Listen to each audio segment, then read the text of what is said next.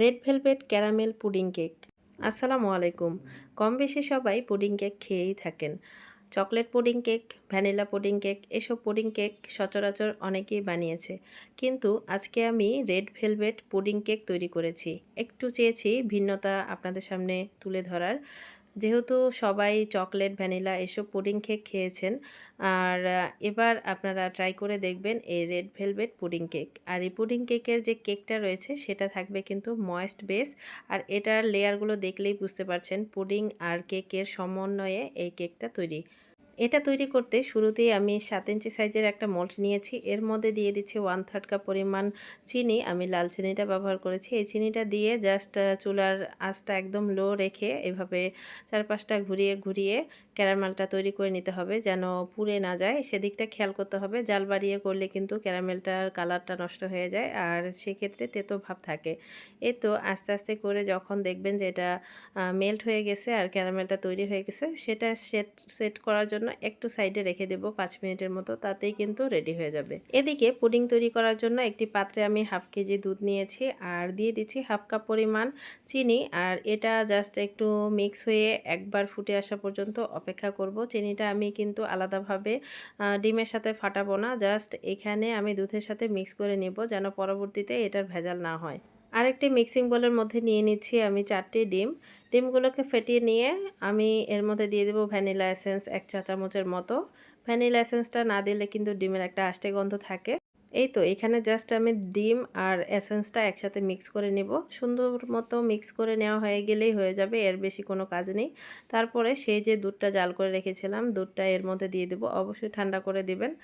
আর ঠান্ডা অবস্থায় দুধটা দিয়ে তারপরে এখানে আবারও সামান্য 1-2 ড্রপ দিয়ে দিব ইয়েলো ফুড কালার। এটা জাস্ট একটু কালারিং দেখার সৌন্দর্যের জন্য, আপনারা চাইলে স্কিপ করতে পারেন। এটা সাইডে রেখে এখন চলে যাব কেকের প্রসেসিংয়ে। আর একটি মিক্সিং বোলের মধ্যে নিয়ে নিচ্ছি একটি ডিম। এই কেকটা তৈরিতে আমি জাস্ট একটা ডিম ব্যবহার করব। আর এই ডিমের সাথে দিয়ে দিচ্ছি 1/4 কাপ পরিমাণ চিনি। মেজারমেন্ট কাপ দিয়ে মেপে নিলে এখানে চিনির পরিমাণ হবে 1/2 কাপ প্লাস 1/4 কাপ পরিমাণ, অর্থাৎ 1/4 কাপ পরিমাণ। চিনিটাকে ডিমের সাথে জাস্ট একটু মিক্স করে নেব, যেন চিনিটা গলে যায় সে পর্যন্ত ওয়েট করতে হবে। চিনিটা গলে গেলে এখানে দিয়ে দেবো 1/2 কাপ পরিমাণ দুধ। এখানে নর্মাল টেম্পারেচারের দুধটা ব্যবহার করেছি। দুধ দিয়ে আবারও একটু মিক্স করে নেব। আবার এখানে দিয়ে দেব 1/2 কাপ পরিমাণ সয়াবিন তেল। সয়াবিন তেল দিয়ে এখানে আবারও একটু মিক্স করে তারপরে দিয়ে দেব 1 টেবিল চামচ পরিমাণ ভিনেগার। ভিনেগারটা না থাকলে আপনারা লেবুর রস দিতে পারেন। আর দিয়ে দেব হাফ চা চামচ পরিমাণ ভ্যানিলা এসেন্স। এই তো আমি ভিনেগারটা দিয়ে সবগুলো উপকরণ একসাথে মিক্স করে নিচ্ছি। মিক্স করে নেওয়া হয়ে গেলে শুকনো উপকরণগুলো আমি আগে থেকে চেলে রেখেছিলাম, সেটা দেখিয়ে দিচ্ছি। এই তো শুকনো উপকরণের মধ্যে নিয়ে নিয়েছি 1 কাপ প্লাস 1/3 কাপ পরিমাণ লেবেল করে নেওয়া ময়দা। দিয়ে দিচ্ছি 1 চা চামচ পরিমাণ বেকিং পাউডার, হাফ চা চামচ পরিমাণ বেকিং সোডা। দিয়ে দিচ্ছি 1 চিমটি পরিমাণ লবণ।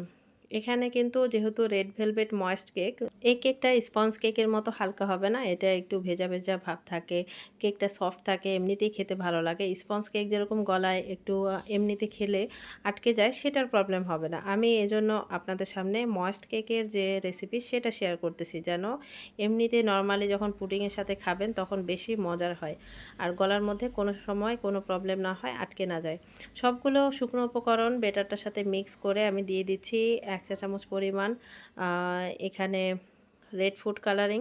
রেড ফুড কালার যেহেতু রেড ভেলভেট কেক, তাই রেড ফুড কালার দিয়েছি। কালার দিয়ে জাস্ট মিক্স করে সেই যে আমি ক্যারামেল রেডি করে রেখেছিলাম ক্যারামেলের পাত্র, সেটার মধ্যে আমি ডিমের পুডিংয়ের যে বেটারটা রেডি করেছিলাম সেটা দিয়ে দিয়েছি। তারপরে দিয়ে দিচ্ছি কেকের বেটার।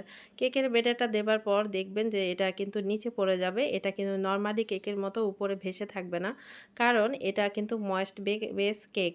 ময়েস্ট কেক কিন্তু একটু ভারী টাইপের থাকে, সেজন্য নিচে চলে যায়। কিন্তু যখন কেকটাকে আপনি চুলায় বা ওভেনে বেক করবেন, কেকটা তখন এমনিতেই পুডিংয়ের উপরে ভেসে উঠে কেকটা হয়ে যাবে। টেনশনের কোনো কারণ নেই, নর্মালি যেরকম হয় তেমনই হবে। যেহেতু এখানে রেড ভেলভেট রেড কালার দিয়েছি, তাই সুন্দর একটা কালার হয়ে যায়, অটোমেটিক লাল টুসটুসে একটা কালার হয়, পুডিংটারও কালার লাল হয়ে যায়।